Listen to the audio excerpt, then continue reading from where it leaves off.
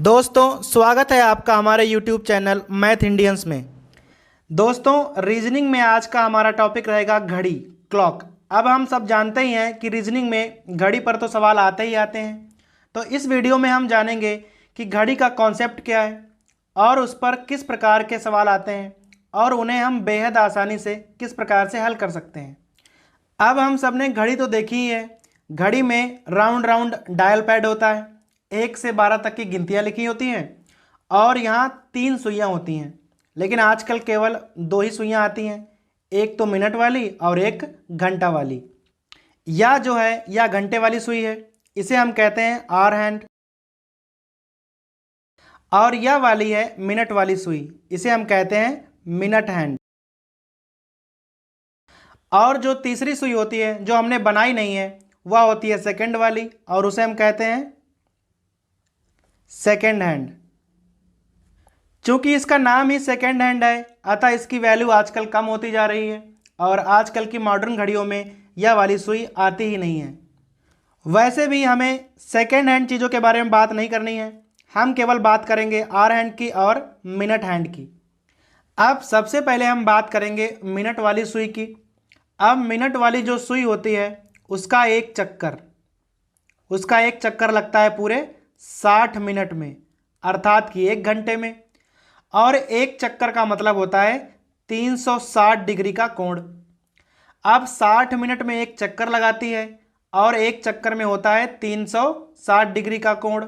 अतः यहाँ से हम निकाल सकते हैं कि 1 मिनट में कितना कोण बनाएगी, 360/60। आखिर 1 मिनट में कोण बन रहा है 6 डिग्री का। अब बात करते हैं घंटा वाली सुई का। इसका एक चक्कर लगता है 12 घंटे में, 12 आवर्स, और एक चक्कर का मतलब होता है 360 डिग्री। अब यहां से हम निकाल लेंगे कि 1 मिनट में यह कितना कोण बनाएगी, तो 360 और बटा 12, और इसे हम मिनट में बदल लेंगे। 12 घंटे थे तो यहाँ हो जाएगा 6, आ जाएगा 1/2 डिग्री। अर्थात जो घंटा वाली सुई होती है वह 1 मिनट में केवल आधा डिग्री का कोण बनाती है। अब जो मिनट वाली है वह बना रही 6 डिग्री का और जो घंटा वाली है वह बना रही है 1/2 डिग्री का। सो हम यहाँ से निकाल लेंगे रिलेटिव स्पीड कितनी रहेगी 1 मिनट में। तो यहाँ से घटाना पड़ेगा 6 - हाफ, सो यहाँ से आ जाएगा 5 सही 1/2 डिग्री। अर्थात दोनों ही सुइयां रिलेटिवली 1 मिनट में 5 सही 1/2 डिग्री का कोण बनाएंगी। अब चूंकि हमें पता चल गया है कि मिनट वाली सुई 1 मिनट में 6 डिग्री का कोण बनाती है। मान लीजिए यह सुई कभी 12 पर है, अब 1 तक आएगी तो यहाँ तक उसको 5 मिनट लग जाएगा, और 1 मिनट में 6 डिग्री तो 5 मिनट में 30 डिग्री। अर्थात एक खाने में वह 30 डिग्री का कोण बनाएगी। अगर उसे 90 डिग्री का कोण बनाना हो तो उसे 3 खाने चलना होगा, और इसी प्रकार यदि 180 डिग्री का कोण बनाना हो तो उसे 6 खाने चलना होगा। इन सब का उपयोग हम आने वाले सवालों में करेंगे। अब यदि हम मान लें कि कोई समय ऐसा है कि जब दोनों ही सुइयां एकदम 12 पर हैं, अब मिनट वाली सुई भी चलेगी इधर और घंटा वाली सुई भी चलेगी। जब तक घंटा वाली सुई 12 से 1 तक आएगी 1 घंटे का समय बीत जाएगा, और मिनट वाली सुई पुनः 12 पर आ जाएगी, 1 घंटे में एक चक्कर हो जाता है, और फिर यहाँ आके कहीं दोनों सुइयां मिल जाएंगी। तो कभी कभी यह पूछा जाता है कि अगर मिनट और घंटा वाली सुइयां दोनों अपनी चाल से चले तो दोनों कितने समय के बाद मिलती हैं। तो मिलने में लगने वाला समय होता है 65 सही 5/11 मिनट। ये तो हो गया हमारा घड़ी का कॉन्सेप्ट। अब हम जानेंगे कि घड़ी पर किस प्रकार के सवाल आते हैं। अब सबसे पहला सवाल टाइप है घंटा व मिनट की सुई के बीच का कोण। परीक्षाओं में अक्सर इस टाइप का सवाल आता है। जैसे हमें कोई टाइम दिया होता है, जैसे यहाँ लिखा हुआ है कि 12:15 हुए हैं और हमें ज्ञात करना है कि घंटा और मिनट की सुई के बीच में कितना कोण होगा। इसके लिए हम एक सूत्र का प्रयोग करते हैं, 11/2 और गुणे मिनट। 11/2 क्या है? मिनट वाली सुई की रिलेटिव स्पीड, और माइनस घंटे वाली की होती है 1/2, और यहाँ पर 60 लिखेंगे क्योंकि हमने मिनट में बदला है, और गुणा घंटा। इसको हम 60 में लिख सकते हैं, 11 गुणे मिनट माइनस 60 गुणे घंटा और बटा 2। अक्सर यहाँ हम माइनस की जगह डिफरेंस का प्रयोग करते हैं, अर्थात जो भी संख्या बड़ी हो उसमें से आप छोटी संख्या घटा लें।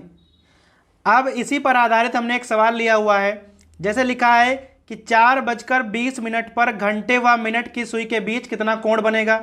तो थीटा बराबर क्या हो जाएगा? 11 गुणे मिनट डिफरेंस 60 गुणे घंटा और बटा 2। सीधा ही लगा सकते हैं, 11 गुणे और मिनट कितने हैं? 20, और डिफरेंस 60 गुणे घंटा कितना है? 4 और बटा 2। यहाँ पर आ जाएगा 220, डिफरेंस यहाँ कितना आ जाएगा? 240 और बटा 2। घटाने में कितना आएगा? 20 और बटा 2, अर्थात हमारा थीटा आ जाएगा 10 अंश। अर्थात 4:20 पर घंटे और मिनट के बीच 10 अंश का कोण बन रहा होगा। इसी प्रकार एक और उदाहरण देख लेते हैं। यहाँ पर लिखा हुआ है 3:30 हुआ है और हमें निकालना है घंटे और मिनट वाली सुई के बीच का कोण। सो थीटा इक्वल टू क्या हो जाएगा? 11 गुणे मिनट और माइनस 60 गुणे घंटा और बटा 2। सो थीटा क्या हो जाएगा? यहाँ डिफरेंस रहेगा। सो 11 गुणे मिनट कितने हैं? 30, और डिफरेंस 60 गुणे यहाँ हो जाएगा 3 और बटा 2। 11 तियाँ 33, 330, यह संख्या बड़ी है तो यहाँ माइनस लगा लीजिए, 180 और बटा 2। सो थीटा इक्वल टू यहाँ घटाने पर कितना आएगा? 150 और बटा 2, भाग कर देंगे तो आ जाएगा 75 डिग्री। अर्थात घंटा और मिनट सुई के बीच में 75 डिग्री का कोण बनेगा। अब आते हैं दूसरे सवाल टाइप पे। यहाँ पर लिखा हुआ है घंटा व मिनट के बीच 180 अंश का कोण। अक्सर आता है कि हमें कोई टाइम डिफरेंस दिया होता है और कहता है कि बताइए कब घंटा और मिनट के सुई के बीच में 180 अंश का कोण बनेगा। 180 अंश के कोण का मतलब है कि जस्ट अपोजिट साइड में होनी चाहिए दोनों सुइयां। अब हमने पीछे पढ़ा था कि एक खाना 30 अंश होता है और 2 खाना 60 अंश। इसी प्रकार 180 अंश के लिए हमें 6 खाना चलना होगा कम से कम। इसके लिए हम एक डायरेक्ट सूत्र का प्रयोग करते हैं। सूत्र होता है 60/11 और यहाँ लिखा होता है जस्ट अपोजिट नंबर। अब ये जस्ट अपोजिट क्या होता है? जैसे हम कोई घड़ी बना लें। अब हमें पता है कि 12 के अपोजिट 6 होता है, इसी प्रकार 1 के अपोजिट 7 होता है।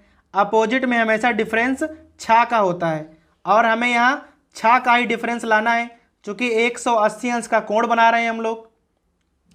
जैसे मान लो हमसे पूछ दे कि भाई 4 और 5 बजे के बीच में कब घंटे और मिनट की सुई के बीच 180 अंश का कोण बनेगा, तो जो लोअर टाइम है 4 बजे, हम देखेंगे कि 4 के अपोजिट नंबर कौन सा होता है। अब 4 के अपोजिट नंबर होता है 10, तो हम यहाँ 10 लिखेंगे।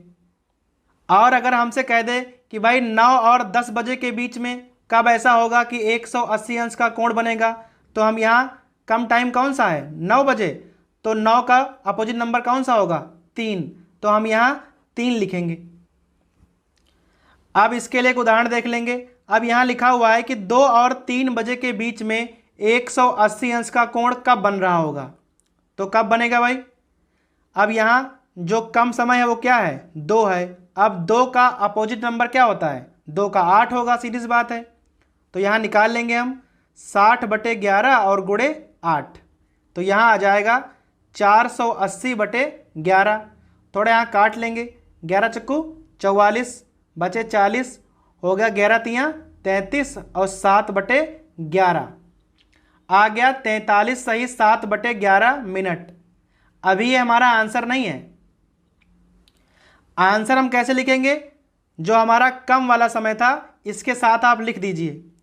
हम अपने आंसर को कुछ इस प्रकार से लिखेंगे, जो हमारा लोअर वाला समय है वो यहाँ और बाकी जो मिनट आएंगे वो यहाँ, अर्थात 2:43 सही 7/11 पर ऐसा होगा कि घंटे और मिनट की सुई के बीच में 180 अंश का कोण बनेगा। अब जैसे अगला उदाहरण है, कह रहा है कि 9 और 10 बजे के बीच में 180 अंश का कोण कब बनेगा? तो आंसर कैसे निकालेंगे? 60/11 और कम वाला समय कौन सा है? 9। अब 9 के विपरीत संख्या कौन होगी घड़ी में? 3। तो यहाँ 3 लिख लेंगे, आ जाएगा 180/11। अब यहाँ थोड़ा सा भाग करना पड़ेगा भाई, 11 एकम 11 हो जाएंगे और यहाँ बचेंगे 70, तो हो जाएगा 11 छक्का 66 और बचेंगे 4, सो आ जाएगा 16 सही 4/11 मिनट। तो हमारा समय कौन सा हो जाएगा? 9:16 सही 4/11 मिनट पर ऐसा होगा कि घंटा और मिनट वाली सुइयों के बीच में 180 अंश का कोण बनेगा। अब हमारा अगला सवाल टाइप है कि घंटा व मिनट के बीच 90 अंश का कोण, आखिर कब घंटा और मिनट की सुइयां लंबवत होंगी? अब लंबवत का अर्थ है 90 अंश, और 90 अंश के लिए हमें चाहिए होंगे 3 खाने, क्योंकि एक खाने में बनता है 30 अंश का कोण। अब 3 खानों का मतलब है यह घटना 1 घंटे में 2 बार होगी। 180 वाले में चाहिए थे 6 खाने, अतः वह घटना 1 घंटे में केवल 1 बार होती थी। यह घटना 1 घंटे में 2 बार हो सकती है, अतः अगर डिफरेंस 1 घंटे का दिया है तो यहाँ पर 2 आंसर आएंगे। 1 घंटे में 2 बार, जबकि 12 घंटे में होता है 22 बार, और 24 घंटे में 44 बार। अब हमें पता है कि 90 अंश पर 3 खाना, इसके लिए हम सूत्र का प्रयोग करते हैं 60/11 और जो भी टाइम दिया हुआ हो +-3 का। अब +-3 क्यों है? क्योंकि एक बार हमें +3 करना पड़ेगा और एक बार -3 करना पड़ेगा, क्योंकि यहाँ 2 आंसर आ सकते हैं। अब जैसे कह दे कि 4 व 5 बजे के बीच में ऐसा कितनी बार होगा कि घंटे और मिनट के बीच में 90 अंश का कोण बनेगा।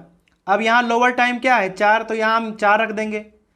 4 के साथ 3 खानों का अंतर 2 बार हो सकता है, या तो 1 पर सुई हो और या तो यहाँ 7 पर सुई हो। ऐसा केवल 2 ही बार होगा कि 4 के साथ 3 खानों का अंतर हो, 1 पर या 7 पर, इसलिए हम यहाँ +-3 का यूज करेंगे। अब इसे एक उदाहरण से देख लेते हैं। जैसे यहाँ लिखा है 7 व 7:30 के बीच। अब यहाँ चूंकि उसने आधे घंटे का डिफरेंस दिया है, तो आधे घंटे में घटना केवल 1 बार होगी, तो यहाँ हम निकालेंगे 60/11 और यहाँ आ गया 7। अब लिखा है कि 7 और 7:30 के बीच में। अब हमें यह देखना है कि 7 के साथ में 3 खानों का अंतर कहाँ कहाँ हो सकता है। तो या तो 4 पे हो सकता है और या तो 10 पे हो सकता है।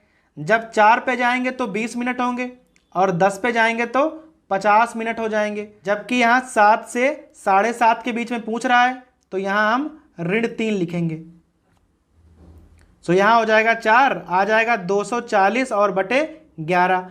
अब यहाँ पर काट लेंगे हम, 11 दूनी 22, 11 एकम 11 और यहाँ आ जाएगा 9/11। अब इसे हमेशा लिखेंगे लोअर टाइम के साथ में, तो यहाँ हो जाएगा 7:21 सही 9/11 मिनट पर घड़ी की सुइयों के बीच में 90 अंश का कोण बनेगा। और यदि इसी सवाल को थोड़ा हम और बढ़ा लें, यहाँ पे पूछ रहा है कि 7 बजे और 8 बजे के बीच में ऐसा कितनी बार होगा। अब यहाँ चूंकि यहाँ 2 बार हो सकता है, 1 घंटे में 2 बार होता है, तो यहाँ होगा पहले 60/11 और यहाँ लिखेंगे 7 + 3 और एक बार 60/11 और 7 - 3। तो हमें यह ध्यान रखना पड़ेगा कि आधे घंटे में हमें ध्यान देना पड़ता है कि प्लस लगाना है या माइनस लगाना है, और अगर 1 घंटे का अंतर दिया हुआ है तो प्लस और माइनस दोनों ही वाले आंसर होंगे। यहाँ कितना हो जाएगा 600/11 और यहाँ तो पीछे निकाल चुके हैं 240/11, अर्थात यहाँ 2 आंसर हो जाएंगे। एक होगा 7:0600/11 पर, और एक बार होगा 7:240/11 पर। दोनों बार घंटे और मिनट के बीच में 90 अंश का कोण बनेगा। चौथा सवाल टाइप है कि कब घंटा और मिनट की सुइयां अतिव्यापन अर्थात ओवरलैपिंग करती हैं, अर्थात एक दूसरे के ऊपर होती हैं। यहाँ बड़ा ही सिंपल सूत्र है, 60/11 और गुणे सीधा समय। अब जैसे यहाँ पूछ रहा है कि 8 बजे और 9 बजे के बीच में कब ऐसा होगा कि जब घड़ी की सुइयां एक दूसरे के ऊपर होंगी, तो सिंपल सा सूत्र है 60/11 और हमेशा हम समय का मतलब है जो कम वाला समय होता है, गुणे 8। यहाँ हो जाएगा 480/11। अब यहाँ पर काट लेंगे हम, 11 चौको 44 और 11 तियाँ 33, 7/11 अर्थात 8:43 सही 7/11 पर ऐसा होगा कि घड़ी की सुइयां एक दूसरे के ऊपर होंगी। अब अगला सवाल टाइप है मिरर इमेज। कई बार होता है कि सवाल आता है कि किसी घड़ी में फला फला बजा हुआ है और इसकी मिरर इमेज में क्या समय होगा, हमें यह निकालना पड़ता है। अब मिरर इमेज में हम 12 घंटे का डिफरेंस रखते हैं। 12 घंटे को आप 11:60 भी लिख सकते हो, अर्थात जो भी समय लिखा होता है उसे हम 11:60 से यदि घटा देंगे तो हमें उसकी मिरर इमेज मिल जाती है। जैसे कोई समय लिखा हुआ है कि 5:40 हुआ है और इसका मिरर इमेज क्या होगा, तो हम क्या करेंगे 11:60 लिख लेंगे और उसमें से हम 5:40 घटा देंगे। अब यहाँ पर क्या हो जाएगा 6 और यहाँ 20, अर्थात मिरर इमेज में हमें 6:20 दिखेगा। अब जब सवाल मिरर इमेज का आया है तो सवाल वाटर इमेज का भी आएगा। अब इसे कैसे निकालेंगे, वाटर इमेज के लिए हम डिफरेंस यूज करते हैं 18:30 का। जो भी समय घड़ी में दिया हुआ हो और आपसे पूछे कि इसकी वाटर इमेज में कौन सा समय होगा, तो हम उसे 18:30 से घटा देंगे। जैसे यहाँ पर लिखा हुआ है कि 3:25 है और इसका वाटर इमेज निकालना है हमें, तो यहाँ पर क्या हो जाएगा 03 और 25, यहाँ पर हम घटा सकते हैं तो यहाँ हो जाएगा 05 और यहाँ कितना आ जाएगा 15, 15:05 का मतलब है 035, अर्थात वहाँ 3:05 दिखेगा। यदि कभी मिनट की संख्या 30 से ज़्यादा हो, जैसे कहीं पर लिखा हो 4:40 है, तो उसे हम कैसे घटाएंगे 18:30 को हम यहाँ पर 17:90 भी लिख सकते हैं और यहाँ हम आराम से 4:40 को घटा सकते हैं और उससे हमें घड़ी की वाटर इमेज प्राप्त हो जाएगी।